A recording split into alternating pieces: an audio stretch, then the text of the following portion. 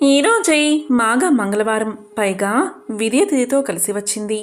ఎంతో పవిత్రమైన విశేషమైన రోజు ఇది. ఒకసారి నారదుడు సావర్ణిని సురభి వృత్తాంతం తెలియచేయమని కోరాడు. మహానుభావ, సురభి అంటే ఎవరు అని అడిగాడు నారదుడు. దానికి సావర్ణి, నారదా, నేను చెప్పేది శ్రద్ధగా విను. సురభి అంటే గోమాత. సృష్టి ఆరంభంలో గోవు సృష్టించబడింది. అది గోలోకంలో ఉంటుంది. సృష్టి మొదట్లో శ్రీకృష్ణుడు ఆట పాటలతో అలసిపోయి పాలు తాగాలి అని అనుకున్నాడు. అప్పుడు అతని శరీరపు ఎడమ భాగం నుండి దూడతో సహా పాడి ఆవును సృష్టించాడు. ఒక కుండలోకి పాలు పితికి తాగాడు శ్రీకృష్ణుడు. కుండలో ఇంకా పాలు మిగిలిపోయాయి. ఆ కుండను చదునైన ప్రదేశంలో ఉంచాడు. అక్కడ 100 యోజనాల వైశాల్యం కల క్షీర సరోవరం ఏర్పడింది. సురభి అంటే కామధేనువు.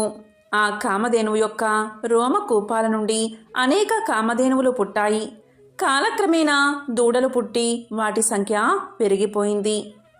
ఒకసారి దేవతలకు పాలు దొరకలేదు. అప్పుడు దేవతలంతా బ్రహ్మ సలహాపై ఇంద్రాది దేవతలంతా కలిసి సురభిని స్తుతించారు.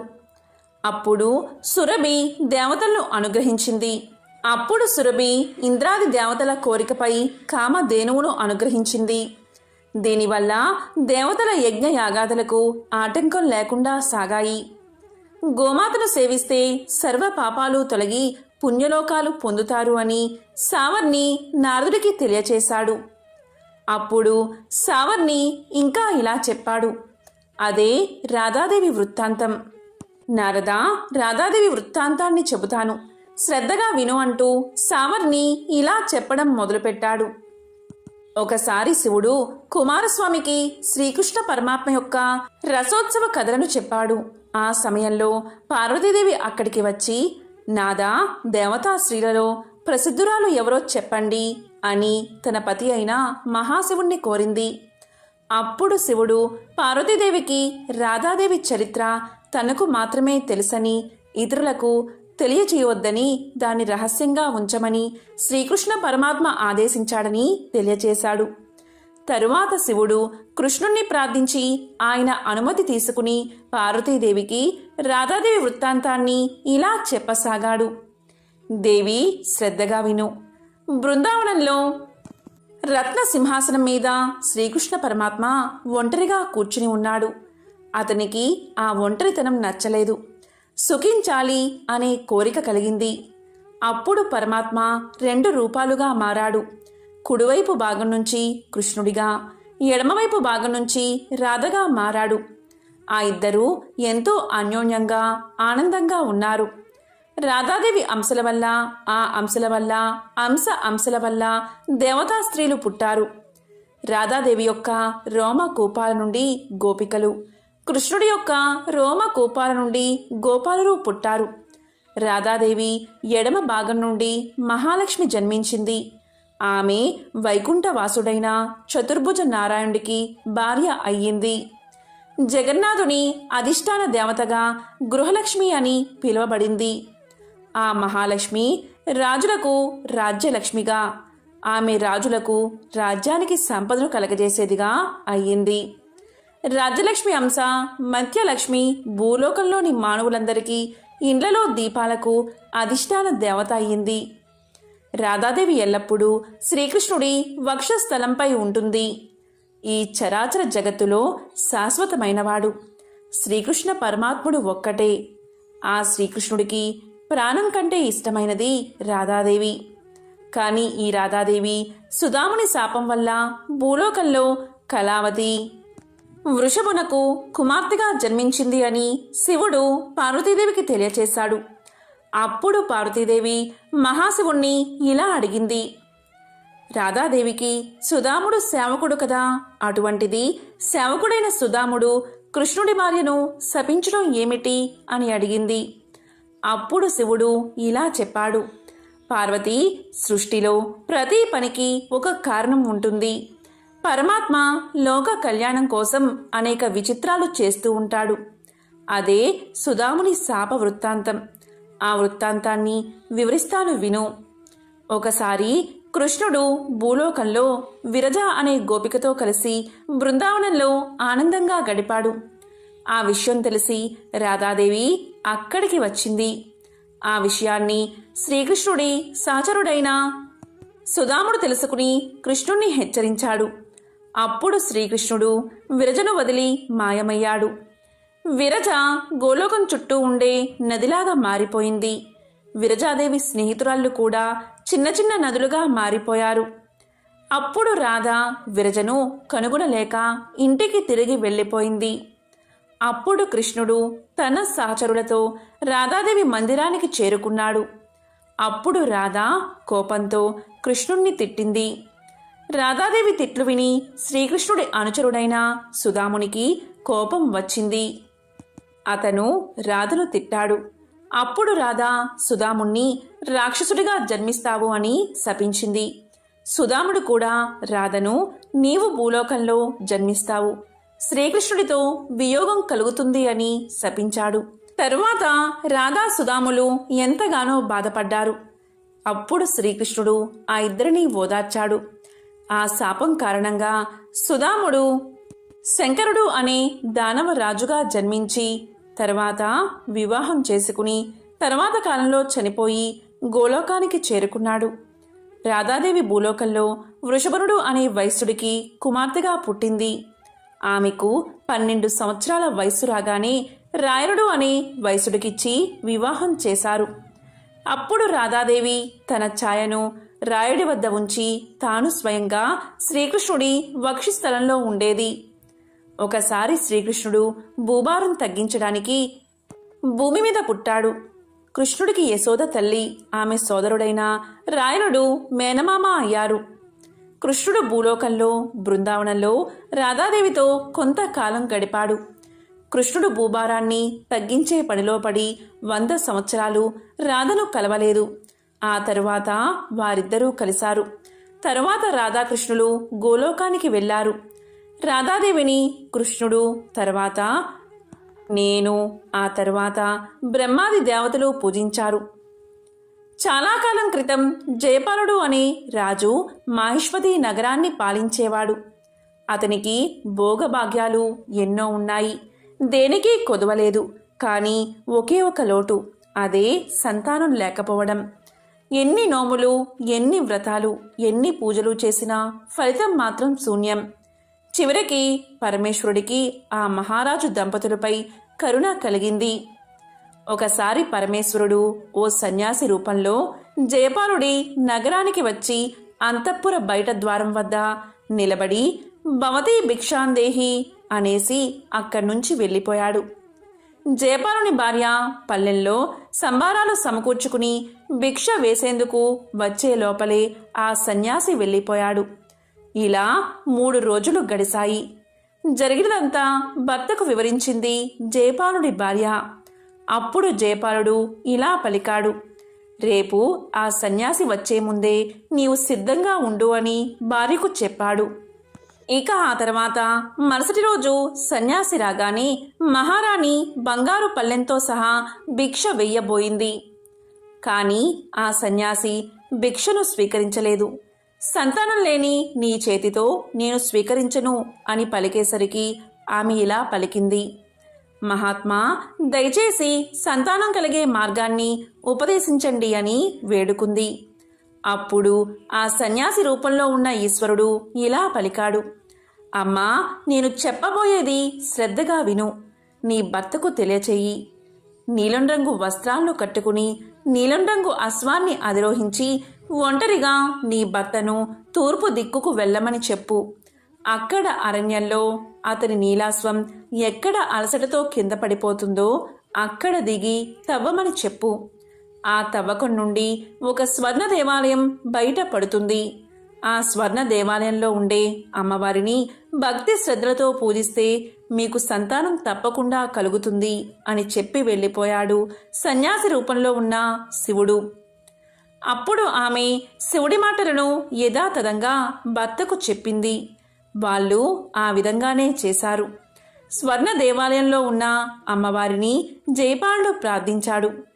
జయపాలుడి భక్తి శ్రద్ధలకు మెచ్చి అమ్మవారు ప్రత్యక్షమై ఇలా పలికింది. జయపాల, నీ భక్తికి ఎంతగానో మెచ్చాను. ఏం కావాలో కోరుకో అంది. అప్పుడు జయపాలుడు, అమ్మా, చాలా సంతోషం, సాక్షాత్కరించావు. నాకు సంతానం లేదు, సంతానాన్ని ప్రసాదించు తల్లి అని వేడుకున్నాడు. అప్పుడు అమ్మవారు ఇలా పలికింది. జయపాల, నీకు దీర్ఘాయువు వైదవ్యం కల కుమార్తె కావాలా, లేక అల్పాయుష్కుడు జ్ఞానవంతుడైన కొడుకు కావాలా అని అడిగింది. దానికి రాజు ఇలా సమాధానం చెప్పాడు. పితృదేవతలను ఉద్ధరించడానికి కొడుకే కావాలి అని కోరుకున్నాడు. అప్పుడు అమ్మవారు ఇలా చెప్పింది.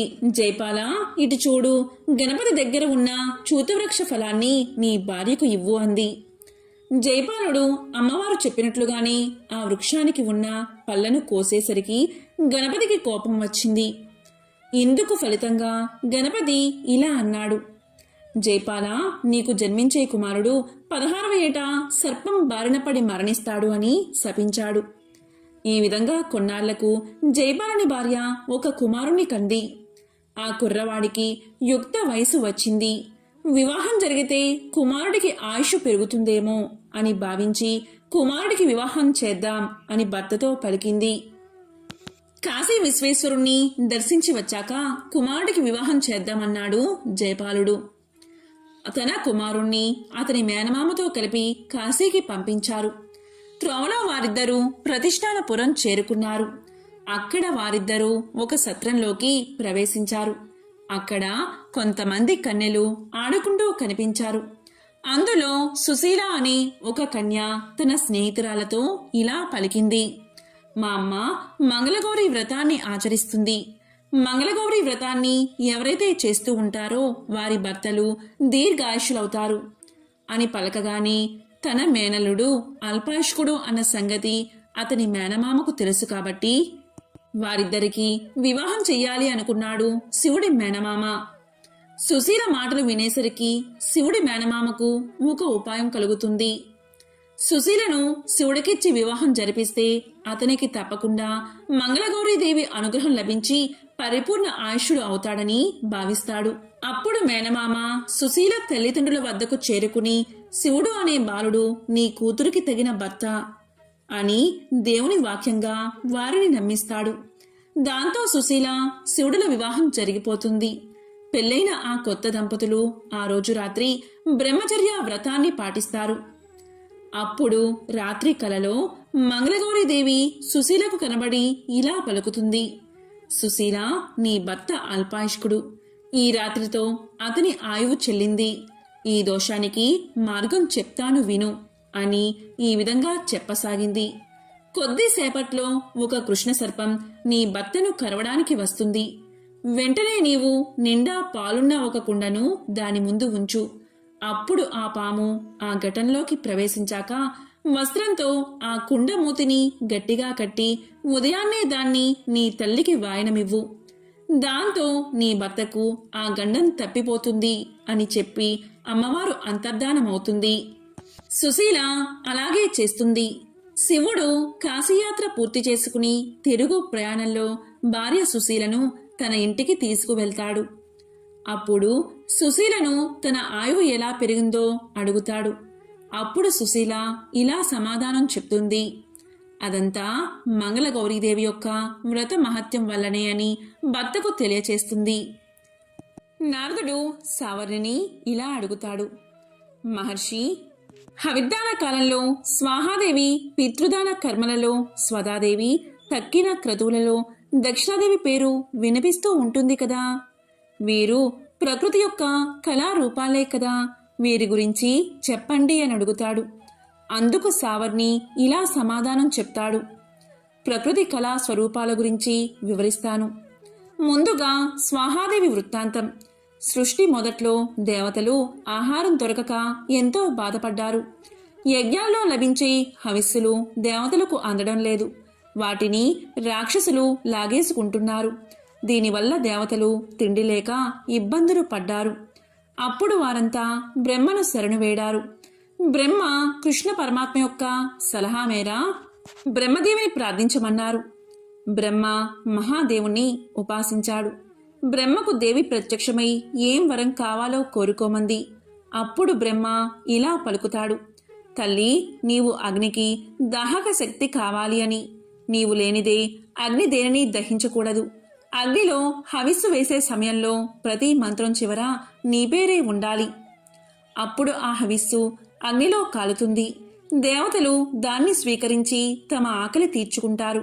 కనుక దేవి, నీవు అగ్నికి ఇల్లాలివై దేవతలను రక్షించు అని అడిగాడు. అప్పుడు ప్రకృతిమాత ఇలా పలికింది: చతుర్ముఖ, నేను కృష్ణుడి కోసం తపస్సు చేస్తున్న సంగతి నీకు తెలిసిందే కదా. ఈ రకంగా అభ్యర్థించడం సరికాదు. ఆయన ఆదేశాలను అనుసరించవలసిన వారమే కదా. నేను కృష్ణుణ్ణి ప్రార్థిస్తాను. ఆయన ఆజ్ఞ ఏదైతే అదే చేస్తాను అని తన తపస్సును కొనసాగించింది. తరువాత కొంతకాలానికి కృష్ణుడు ప్రత్యక్షమయ్యాడు. అతన్ని చూసి ప్రకృతిమాత మోహపరవశంతో మురిసిపోయింది. కృష్ణ పరమాత్మ ఆమెను లేపి, ప్రకృతి, నీవు నాగజిత్తుని కుమార్తెగా పుట్టి నాగజితి అనే పేరుతో నాకు భార్యవు అవుతావు. ఇప్పుడు అగ్నికి దాహిక శక్తివై స్వాహాదేవిగా దేవతలకు మేలు చెయ్యి అని అన్నాడు. బ్రహ్మ ఆదేశంతో అగ్ని వచ్చి ఆ ప్రకృతి దేవతను ధ్యానించాడు. బ్రహ్మ వారిద్దరికీ వివాహం చేశాడు. నారద ఈ విధంగా ప్రకృతి మాత స్వాహాదేవి రూపాన్ని ధరించింది అని తెలియచేశాడు. స్వాహా శబ్దం లేని మంత్రం ఉపయోగం లేనిది. స్వాహా శబ్దంతో కూడిన మంత్రాలతో చేసిన హవిస్సులను అందుకుని దేవతలందరూ ఆనందించారు అని సావర్ణి స్వాహా వృత్తాంతాన్ని వివరించి చెప్పాడు. ఇక స్వదాదేవి వృత్తాంతం. సావర్ణి నారదుడితో ఇలా అంటున్నాడు: నారద, ప్రకృతిదేవి కళాస్వరూపమైన స్వదాదేవి వృత్తాంతాన్ని చెబుతాను విను. బ్రహ్మ సృష్టి చేసినప్పుడు మొదట్లో 7 పితృగణాలను సృష్టించాడు. వారికి తర్పణాలు, శ్రాద్ధాలు ఆహారంగా తీసుకోమన్నారు. పితృదేవతలకు ఆకలి దప్పికలు లేకుండా ఉండడానికి బ్రాహ్మణులను ప్రతిదినం తర్పణాలు ఇవ్వమన్నాడు. వారు అలాగే చేస్తున్నారు. కానీ పితృదేవతలకు ఆహారం సరిగ్గా అందడం లేదు. వారు ఆకలితో అల్లాడుతూ బ్రహ్మ దగ్గరకు వెళ్లి మొరపెట్టుకున్నారు. అప్పుడు బ్రహ్మ ఒక మానస పుత్రికను పుట్టించాడు. ఆమెకు స్వదాదేవి అని నామకరణం చేశాడు. ఆమెను పితృదేవతలకు ఇచ్చి వివాహం చేశాడు. తరువాత బ్రాహ్మణులతో మీరు పితృదేవతలకు తర్పణాలు, శ్రాద్ధాలు సమర్పించేటప్పుడు స్వదా సమేతంగా మంత్రాలను ఉచ్చరించండి అన్నాడు. బ్రాహ్మణులు అలాగే చేశారు. అప్పట్నుంచి వారు చేసే తర్పణాలు, శ్రాద్ధాలు పితృదేవతలకు అందుతున్నాయి. దాంతో పితృదేవతలు ఎంతగానో ఆనందించారు. స్వదాదేవిని స్మరించడం వల్ల సకల తీర్థాల్లో స్నానం చేసిన పుణ్యం లభిస్తుంది అని సావర్ణి నారదుడికి తెలియచేశాడు. ఈ కథ భాగవతంలోనిది. కుసావతి నగరంలో ఒక బాలుడు మరణించాడు. ఆ బాలుడి మృతదేహాన్ని బంధువులందరూ తీసుకుని శ్మశానానికి చేరుకున్నారు.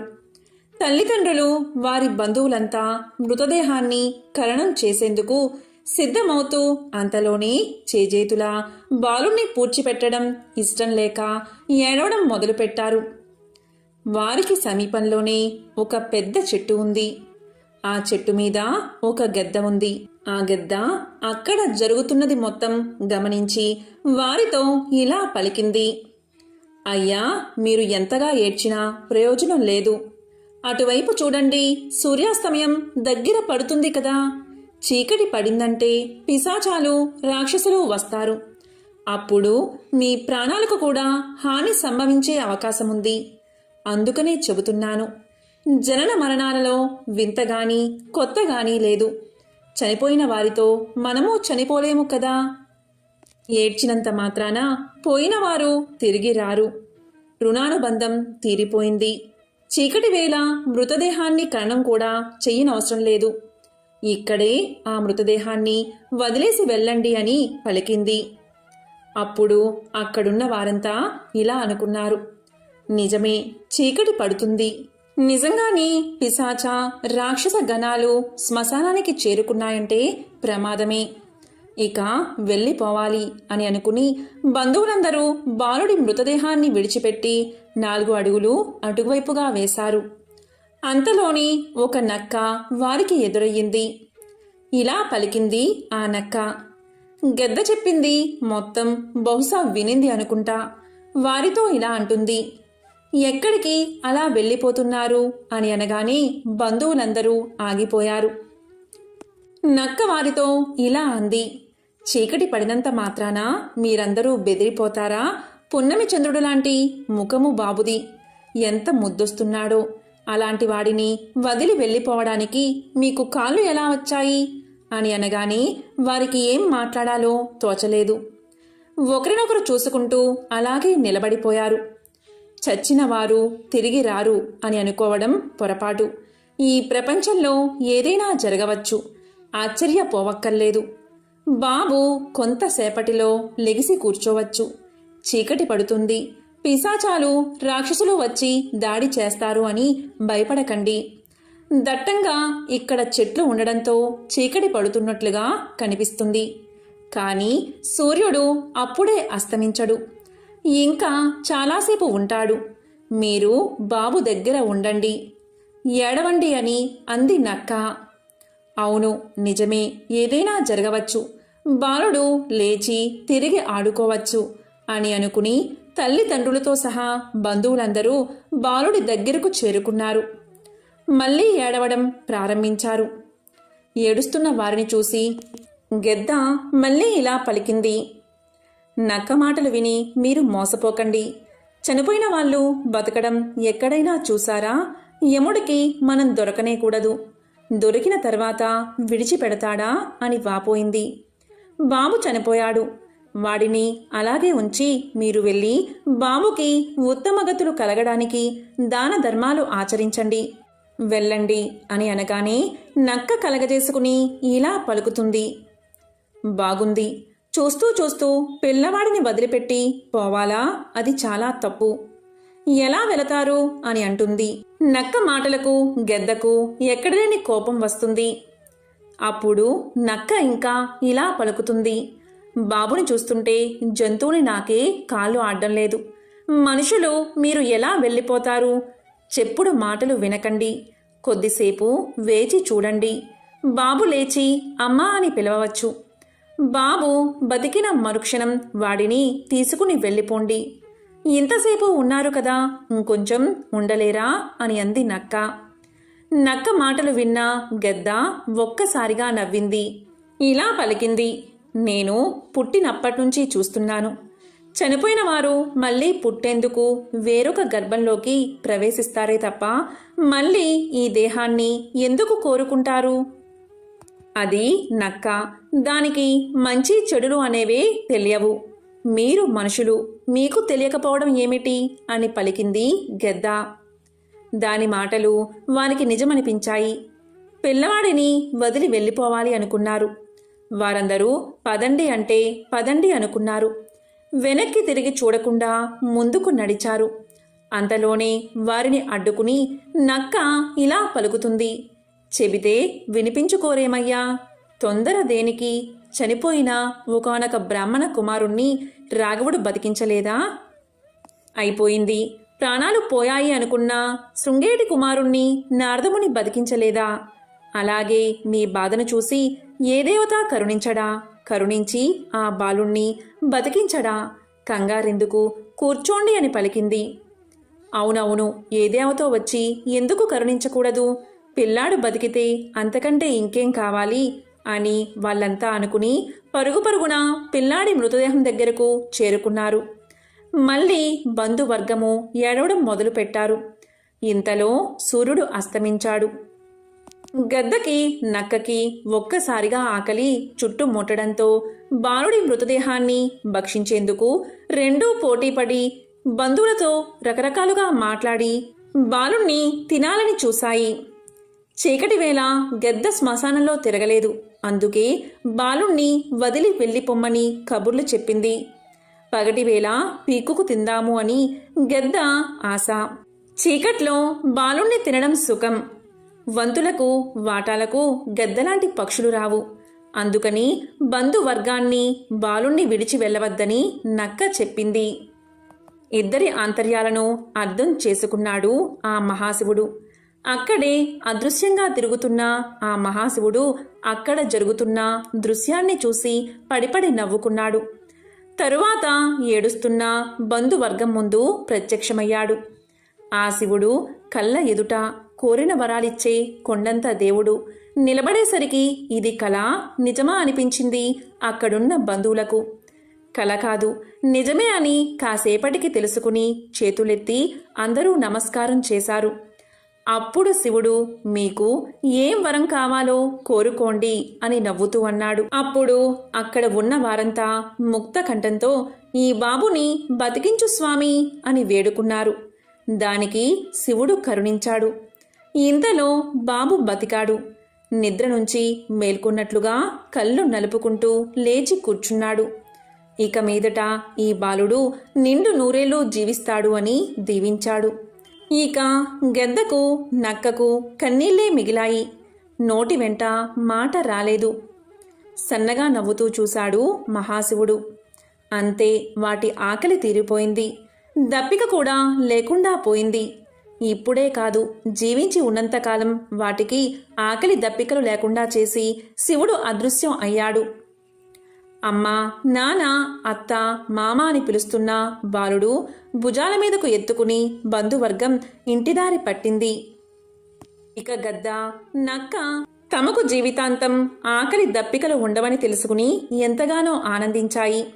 తర్వాతి కాలంలో ఆయా జాతులకు అవి రాజులయ్యాయి. రాజన్నవాడు ఆతులను చూస్తూ ఆనందించకూడదు, వెంటనే వారిని ఆదుకోవాలి. అలాగే కపటి యొక్క కంఠాన్ని గుర్తించగలగాలి. వారి మాటల్లోని లోతులను గ్రహించగలగాలి. గ్రహించి వారికి తగినట్లుగా ప్రవర్తించాలి అని భీష్ముడు ధర్మరాజుకు తెలియచేశాడు. అప్పుడు భీష్ముడు ఇంకా ఇలా చెప్పాడు. ధర్మరాజా, శ్రద్ధగా విను. బలహీనుడు అన్నవాడు బలశాలితో పోరాడకూడదు. పోరాడితే ఓటమి తప్పదు. ఓటమితో పాటు ఐశ్వర్యాన్నంతా పోగొట్టుకోవాల్సి ఉంటుంది. దీనికి సంబంధించిన ఒక పురాణ కథ ఉంది. దానిని శ్రద్ధగా విను అని భీష్ముడు పలకగానే ధర్మరాజు, పితామహ చెప్పండి అని శ్రద్ధగా వింటున్నాడు. ఒక మంచుకొండ మీద ఒక బూరుగ చెట్టు ఉంది. దానికి ఎన్నెన్నో కొమ్మలు, రెమ్మలతో ఆ చెట్టు మహావృక్షమైపోయింది.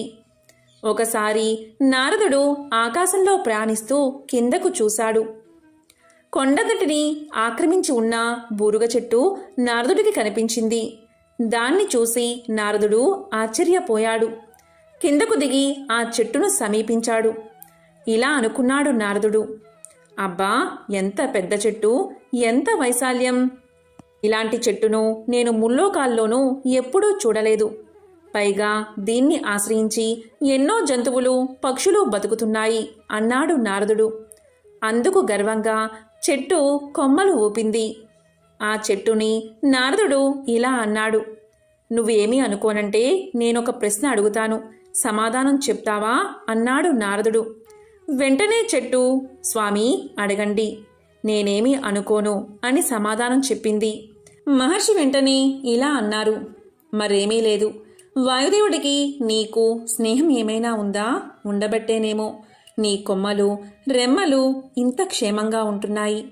లేకపోతే విరిగిపోయేవి కదా, నిజం చెప్పు అన్నాడు నారదుడు. దానికి బూరుగ చెట్టు, స్నేహమా? ఏమీ లేదు మా ఇద్దరి మధ్య. కాకపోతే నీకు తెలియంది ఏముంది? నా శక్తిలో 18వ వంతు కూడా వాయుదేవుడు పోటీ పడలేడు. నిజం చెప్పాలంటే వాయుదేవుణ్ణి చూస్తే ఒక్కొక్కసారి నవ్వొస్తుంది అని పలిగింది బూరుగ చెట్టు. నారదా, వాయుదేవుడు నన్నేదో చేద్దామని అప్పుడప్పుడు నానా పాటలు పడతాడు. ఆకు కూడా రాజలేడు, అందుకే నవ్వుకుంటున్నాను అని పలికింది. ఆ చెట్టు కొమ్మల్ని చాచి ఆకాశంలోకి ఒక్కసారిగా పోనిచ్చింది. చూడు నా ప్రతాపం అన్నట్లుగా ప్రవర్తించింది బూరుగ చెట్టు. బూరుగ చెట్టుకి గర్వం పెరిగిపోయింది అనుకున్నాడు నారదుడు. అప్పుడు ఇలా పలికాడు, ఓ బూరుగ చెట్టు, ఎంతైనా వాయుదేవుణ్ణి నువ్వు కించపరుస్తూ మాట్లాడడం బాగోలేదు. అతను తలుచుకుంటే కొండలకి కొండలే లేచిపోతాయి, పండుటాకులు పల్టీలు కొడతాయి. గాలి లేకపోతే నువ్వు నేను మనందరం జీవించగలమా అస్సలు ప్రయాణం చేయగలమా అని అడిగాడు. అప్పుడు బూరుగ చెట్టు ఇలా పలికింది. జీవించడం జీవించకపోవడం అటుంచి మహర్షి, దానికి ముందు మీరేమన్నారు? వాయుదేవుడు తలుచుకుంటే కొండలకి కొండలే లేచిపోతాయా? నిజమేనేమో, కొండలు లేచిపోవచ్చు. నేను మాత్రం కదలను. నన్ను తాకి చూడమనండి.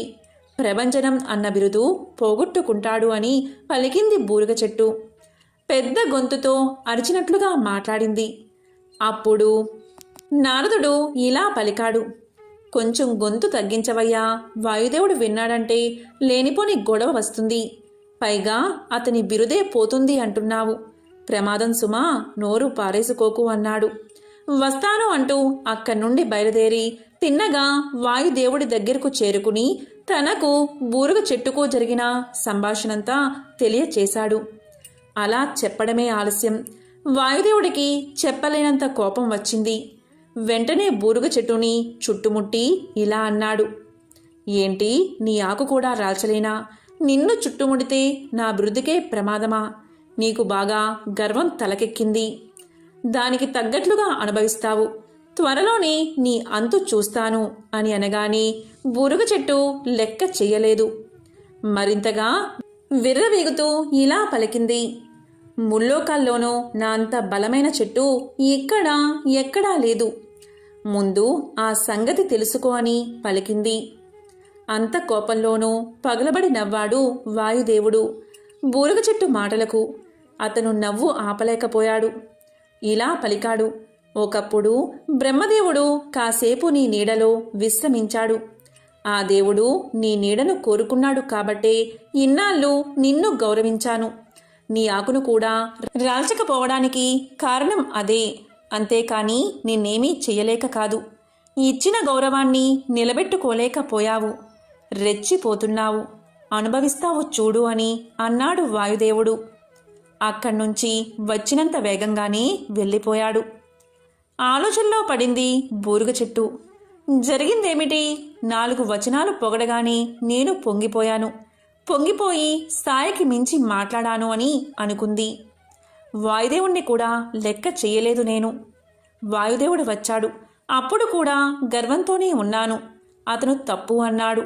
త్వరలోనే అంతు చూస్తాను అని కూడా అన్నాడు. అప్పుడైనా లొంగి ఉన్నానా? లేదు. మరింత రెచ్చిపోయి మాట్లాడి మనుగడకే ప్రమాదం తెచ్చుకున్నాను. నా బలమెక్కడా? వాయుదేవుని బలమెక్కడా? వాయుదేవుడి బలం ముందు నేను నిలబడగలనా అని అనుకుంది. వాయుదేవుడు ఒక్కసారి తలుచుకుంటే కూకటి వేళ్లతో నన్ను పెకిలించి వేస్తాడు. ఇప్పుడేది దారి? ఏం చేస్తే బాగుంటుంది అని కొమ్మలు వంచి దిగాలుగా నిలబడింది. బూరుగ చెట్టు రాత్రంతా ఆలోచించి ఆఖరికి ఒక ఆలోచన తట్టినట్లుగా ఉంది. స్వేచ్ఛగా కొమ్మలు చాచింది. తనలో తాను గట్టిగా అనుకుని కొమ్మని రెమ్మని ఆకును కిందకు రాల్చుకుంది. మోడుబారిపోయింది. తెల్లవారిపోయింది. వెంటనే అక్కడ వాయుదేవుడు ప్రత్యక్షమయ్యాడు. బూరుగ చెట్టు అంతు చూడాలి అని. అక్కడికి వచ్చి చూడగానే కొమ్మలేక రెమ్మలేక మాడు బారిపోయిన బూరుగ చెట్టు కనిపించేసరికి అతనికి ఎక్కడలేని నవ్వొచ్చేసింది. బూరుగ చెట్టు మీద కోపం ఎగిరిపోయింది. ఏంటిది? నేను నీకు వేద్దాము అనుకున్న శిక్ష నీకు నువ్వు వేసుకున్నావే అని అడిగాడు. బూరుగ చెట్టు అప్పుడు చిన్నపోయి చూసింది. ఏదేమైనా గొప్ప బలవంతుడివి. నాతోనే తలపడ్డానికి సిద్ధమయ్యావు. అందుకు నిన్ను అభినందిస్తున్నాను. నీకు ఒక వరాన్ని కూడా ఇస్తున్నాను. ఇక మీదట నీకు కానీ నీ బంధువులకు కానీ హాని చెయ్యను. ఆ ఆలోచన కూడా తలపెట్టను.